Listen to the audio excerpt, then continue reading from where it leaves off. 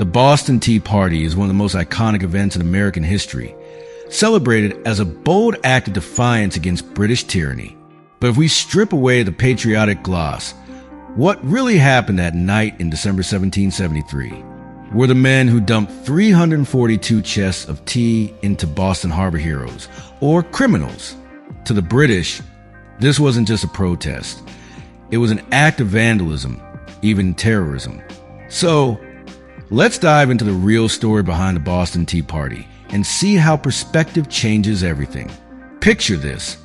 It's a cold December night in Boston, and a group of men, some disguised as Mohawk warriors, board 3 British ships, the Dartmouth, the Eleanor, and the Beaver.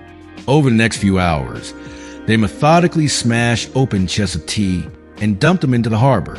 By morning, 92,000 pounds of tea, worth nearly $2 million in today's money, are floating in the water. To the American colonists, this was a justified protest against unfair taxes.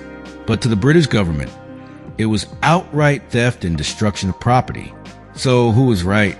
The roots of the Boston Tea Party go back to the Tea Act of 1773.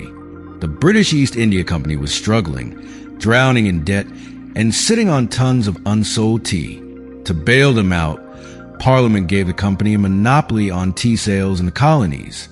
The Tea Act actually lowered the price of tea, but it also reinforced Britain's right to tax the colonies without their consent.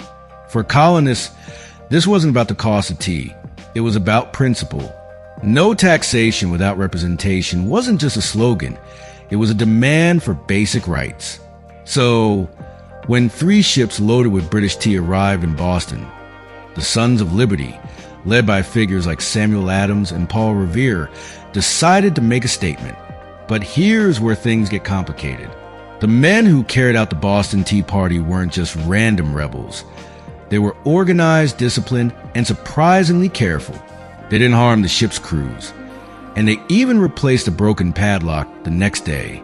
They targeted only the tea, making it clear this was a political act, not mindless destruction. Yet, to the British, this distinction didn't matter. Destroying valuable goods was a crime, plain and simple. King George III and Parliament were furious. They saw the Tea Party as anarchy, a direct challenge to British authority. The response? The coercive acts, known in America as the Intolerable Acts, which shut down Boston's port, suspended self-government in Massachusetts, and forced colonists to house British soldiers. Now, let's tackle the big question. Was the Boston Tea Party a crime?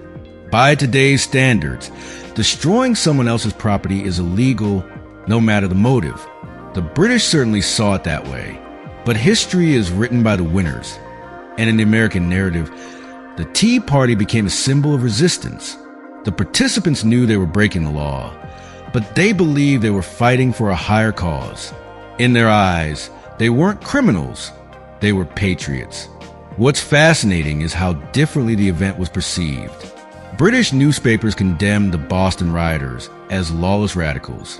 Meanwhile, colonial leaders like John Adams praised the Tea Party as bold and intrepid. This divide highlights a timeless debate. When does protest become crime? When does resistance cross into rebellion? The Boston Tea Party wasn't just about tea. It was about power, control, and who had the right to govern. In the end, the Boston Tea Party set the stage for revolution. It pushed Britain and America closer to war, uniting the colonies against a common enemy. But it also raises a provocative question. If the colonists had lost the war, would we remember the Tea Party as an act of terrorism rather than heroism? History is rarely black and white. The men who dumped that tea weren't saints, but they also weren't mere vandals.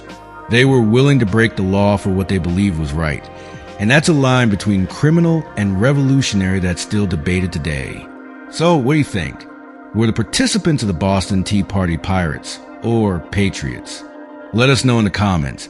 And don't forget to like and subscribe for more untold stories from history. See you in the next video.